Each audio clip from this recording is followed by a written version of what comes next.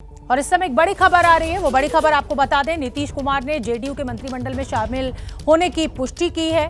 उनका कहना है कि हालांकि सब कुछ तय जो है वो आरसीपी सिंह कर रहे हैं, लेकिन मंत्रिमंडल में जेडीयू शामिल होने जा रही है, ये बात तय है। सूत्रों के हवाले से खबर ये भी आई कि आरसीपी सिंह मंत्री नहीं बनेंगे जेडीयू के, लेकिन ललन सिंह, रामनाथ ठाकुर, चंदेश्वर प्रसाद और संतोष कुशवाहा का नाम आगे चल रहा है। आरसीपी सिंह इस समय दिल्ली में है और वही बीजेपी के राष्ट्रीय अध्यक्ष के संपर्क में है। लगातार जिस तरीके से मंत्री पदों को लेकर जेडीयू की मांग है, उनका कहना है कि 17 सांसद बीजेपी के हैं और 5 मंत्री हैं बिहार से, तो अब 16 सांसद क्योंकि जेडीयू के हैं तो इसलिए हमें कम से कम 4 सीट मिलनी चाहिए। विकास, सबसे कुछ देर पहले आपने बड़ी खबर दी, आपने बताया कि आरसीपी सिंह शायद मंत्री नहीं बनेंगे, लेकिन 4 नाम, ललन सिंह उसमें सबसे आगे हैं। इसका मतलब ये माना जाए कि 4 पदों के लिए जेडीयू ने बीजेपी को तैयार कर लिया है, अगर ये खबर ठीक है और सही है तो?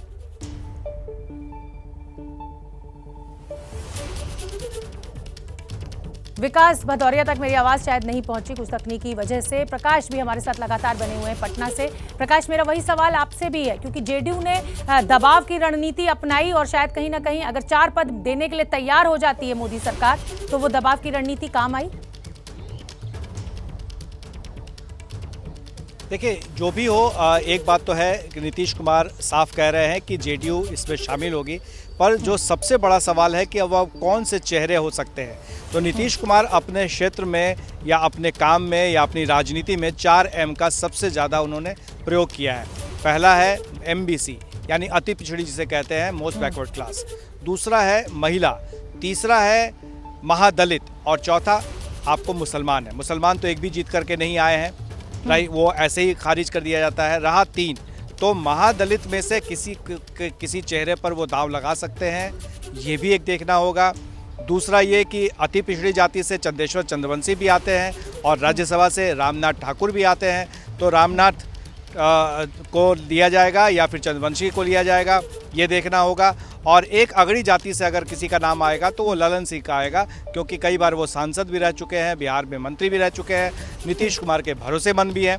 और आरसीपी सिंह क्योंकि अध्यक्ष हैं और कुर्मी जाति से आते हैं, तो हो सकता है कि उनके नाम पर थोड़ी सी चर्चा हो। और संतोष कुशवाहा क्योंकि कुशवाहा से आते हैं, तो कोयरी कुर्मी की जो जोड़ी है उसे इंटैक्ट रखने के लिए एक कुशवाहा को बना सकते हैं। मतलब कुल मिलाकर जातिगत समीकरणों का पूरा ध्यान रखा जाएगा, चाहे वो जेडीयू के नेताओं को मंत्रिमंडल में शामिल किया जाए या फिर बीजेपी भी जिस तरीके से तमाम राज्यों के नेताओं को मौका देगी मंत्रिमंडल में, कुल मिलाकर बात जो है वो जातिगत समीकरणों पे आके अटकेगी और यही गणित होगा। बिल्कुल, यह बात सही है। यही वजह है कि यही वजह है शोभना कि एक सीट जो सांकेतिक तौर पर उस वक्त दिया जा रहा था, नीतीश कुमार ने उसे लेने से इनकार कर दिया कि किसे वो बनाएंगे, किसे नहीं बनाएंगे, कौन रूठेगा और क्या सवाल जाएगा, क्या संदेश जाएगा, इसलिए वो इस बार उन्होंने इनकार कर दिया। और आज उन्होंने कहा कि वो स्वयं अध्यक्ष थे इसलिए उन्होंने फैसला लिया, लेकिन अब अध्यक्ष आरसीपी सिंह है, तो ऐसे में वो जरूर चाहेंगे कि अपना जो कोर वोटर्स है, जो उनके साथ खड़ा रहा है, उसको किसी कीमत पर इस मंत्रिमंडल में चेहरे में वो जरूर दिखे। बिल्कुल ठीक है प्रकाश, आप बने रहिए। विकास भदौरिया भी मेरे साथ जुड़ गए हैं, पंकज झा भी हमारे साथ बने हुए हैं। पंकज झा, मैं आपका रुख करना चाहूंगी। दबाव की रणनीति लगातार जेडीयू की तरफ से बनाई गई। एक पद जब ऑफर किया गया तो जेडीयू ने साफ इनकार कर दिया। अब अगर 4 पद देने के लिए मोदी सरकार तैयार हो गई है, तो इसको हम कैसे देखें? ऐसी क्या रणनीति रही, ऐसा क्या दबाव रहा कि अब अगर सरकार तैयार है 4-4 पद देने के लिए?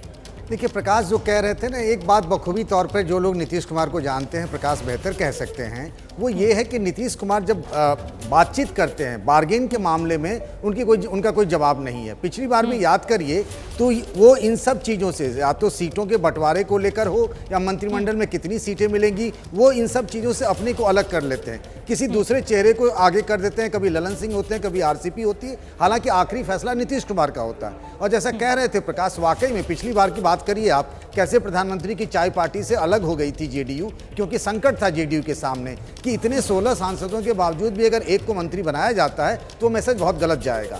अब चूंकि दोनों ही पार्टियां एक साथ वहां पर बिहार में काम कर रही है, सरकार में है, एक अच्छा संदेश जाएगा। दूसरी बात, शिवसेना और अकाली दल जैसे पुराने और भरोसेमंद साथी तो एनडीए से अलग हो गए हैं, बीजेपी भी नहीं चाहेगी कि नीतीश कुमार का इतना बड़ा चेहरा है और एक मजबूत और भरोसेमंद एक सहयोगी है, उसकी बात भी मान ली जाए, बीच की बात निकाल करके, और फिर हम एक अच्छा सा मंत्रिमंडल दें। ये कोशिश बीजेपी की भी है।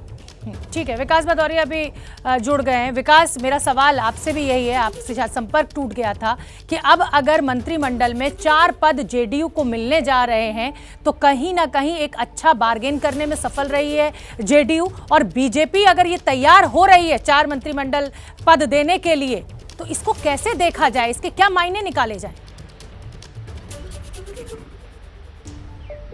ये देखिए, एक बात तो तय है कि नीतीश कुमार बहुत हार्ड बार्गेनर हैं। वो हमेशा अपनी बातें मनवाने में सफल रह जाते हैं, और आपको पिछले विधानसभा चुनाव से लेकर अभी तक आप देखेंगे उन्होंने अपने आप को मंत्रिमंडल से भी इसलिए बाहर रखा क्योंकि उनको लग रहा था कि उनके मन मुताबिक नहीं हो रहा है।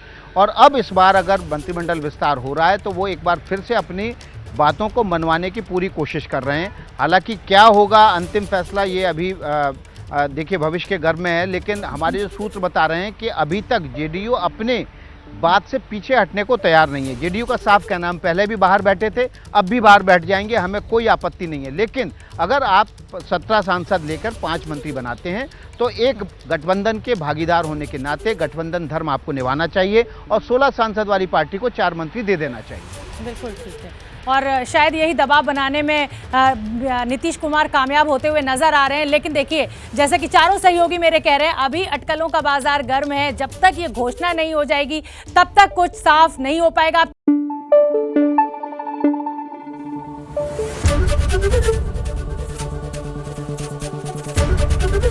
एबीपी न्यूज आपको रखे आगे।